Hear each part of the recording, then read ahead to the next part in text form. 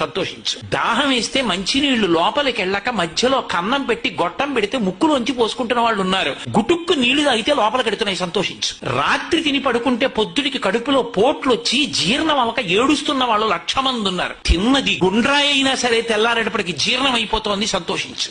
పడుకుంటే నిద్ర పట్టక చారుడు మాత్రలు వేసుకు పడుకుంటున్న వాళ్ళు ఉన్నారు. తలగడా మీద చెయ్యెట్టుకుని ఇలా పడుకుంటే నిద్ర పడుతోంది. పుస్తకం ఉంటే తప్ప మాట్లాడలేని వాళ్ళు ఉన్నారు. వేదిక ఎక్కి కూర్చుని మాట్లాడడం మొదలు పెడితే గంగా ప్రవాహంలో వస్తోంది, సంతోషించు ఈశ్వరుడి కారుణ్యానికి.